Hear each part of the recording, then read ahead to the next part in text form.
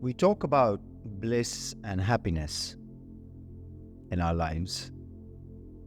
Everyone wants to be happy. Everyone wants to be blissful. How is that achieved in this world of change, chaos, and madness? It is a bit tricky, isn't it? You step out of the house and it's crazy out there. You go to work and it's crazy. You go to the gym, it's crazy. The traffic is crazy. Your relationship is probably crazy. It's very hard to achieve total bliss and total contentment with yourself and be in a state of absolute joy. So let's investigate and dive into why the brain and the body and this person, you or I, Sebastian, is not at peace. We normally don't allow our brains to work the way they want to work because we have this thinker in the brain who has its own ideas of how life should work, and hence that person and its past and conditioning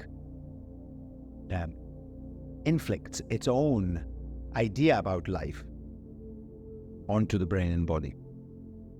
But if you allow everything that is happening to you, around you, to you, know that this moment is happening to you, is part of a bigger picture of connected events. All what you see and feel has a reason, and the reason is in the past. Step back and make friends with whatever is happening to you. There is no other way or nowhere else you could have been. Let life happen to you. Let life come to you. These words are beautiful. I'm sure you've heard these before.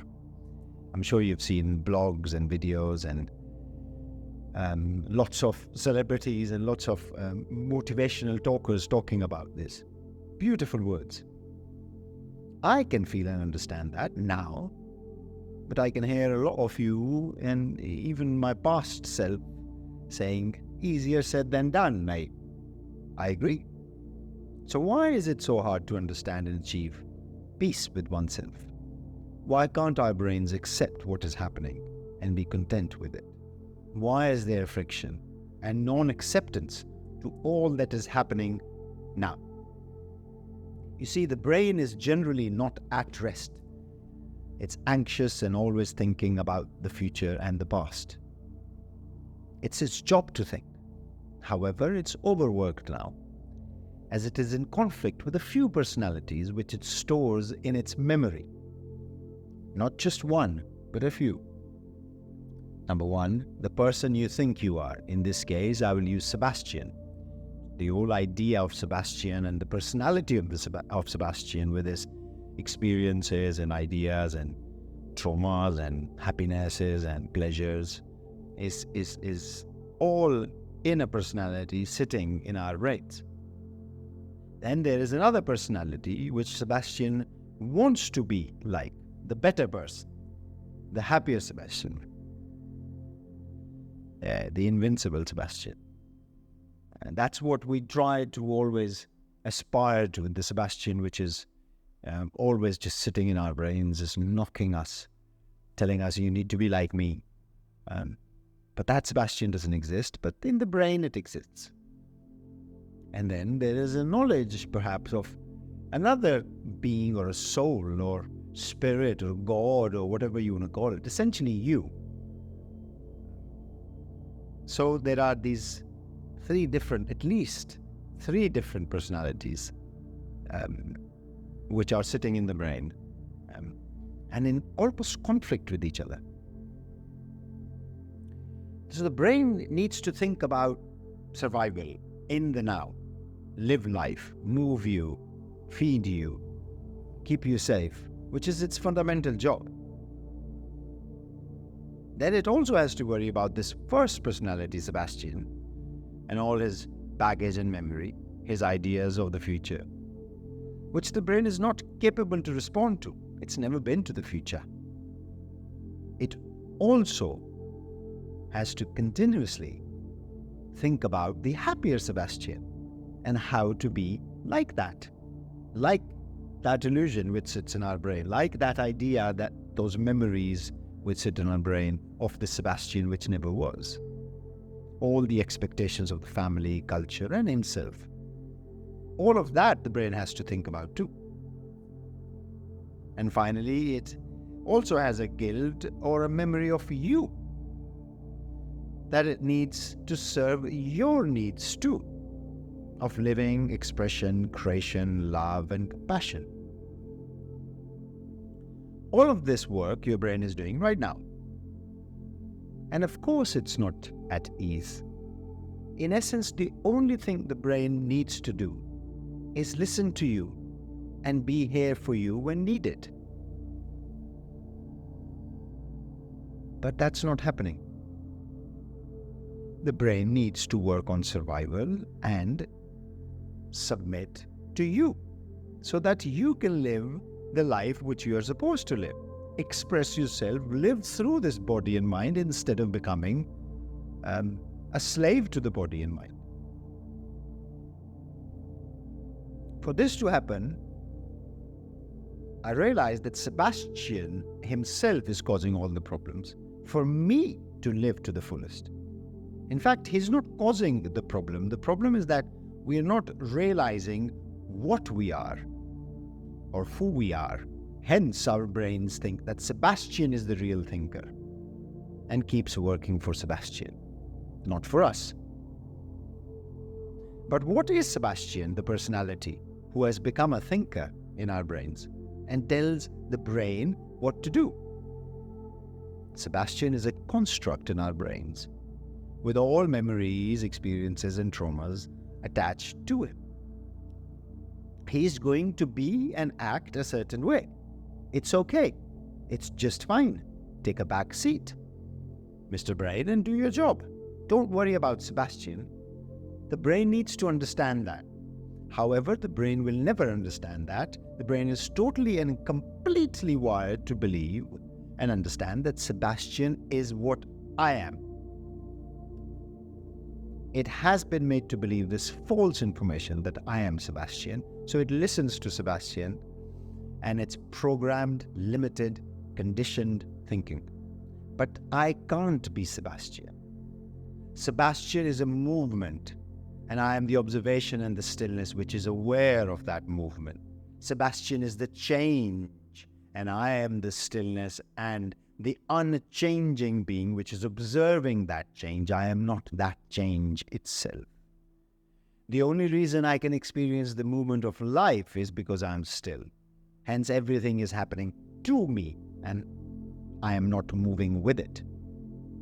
Once you come out of the brain and show it the truth about your still existence and the life, the nature that you are, slowly, with time, it understands. The brain looks inwards, understands the nature of reality, understands it understands the value of your existence. It learns from you. It understands where it's needed the most. It understands to allow whatever is happening inside it peacefully, as it totally gets the purpose of its existence. It eases into life. It realizes that whatever thought it is thinking is naturally occurring because of history and previous thought.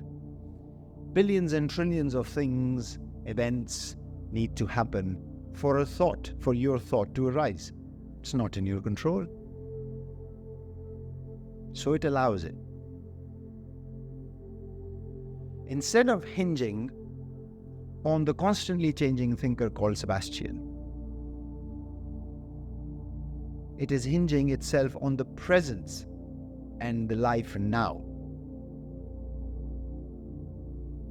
which is the only thing real and known, that you exist in the now.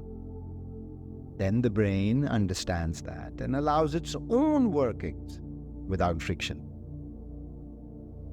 It understands whatever action is happening around you or to you is happening because of its own thoughts.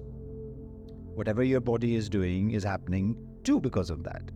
And it's all exactly how it's supposed to be. It is okay. It will allow it.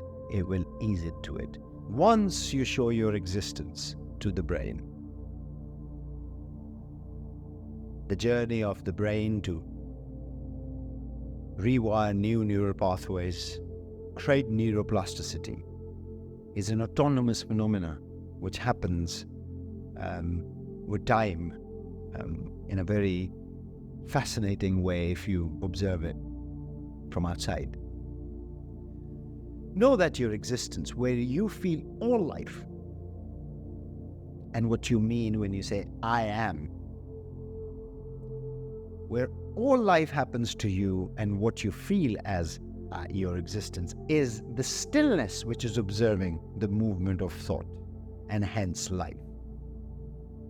Know that the movement of thought is a natural and autonomous process which is working without any friction, if it's allowed to do so.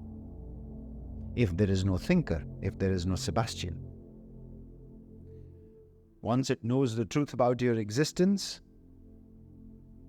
it starts rewiring itself. It allows peace, bliss, happiness, contentment into your life.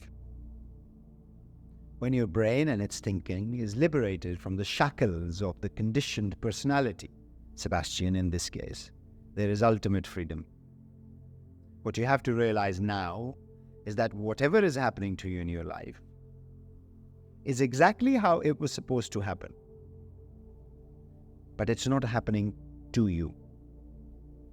You're experiencing this movement, this flow of this person.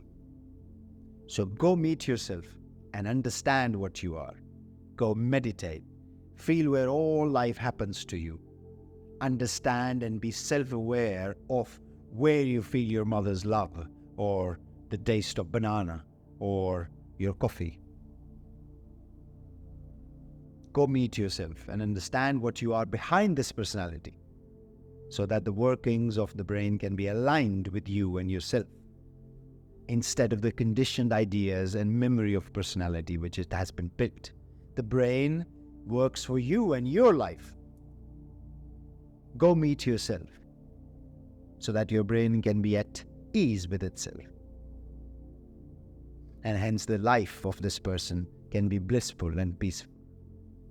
Go meet yourself so you can experience life from a still point where actually you receive life yourself.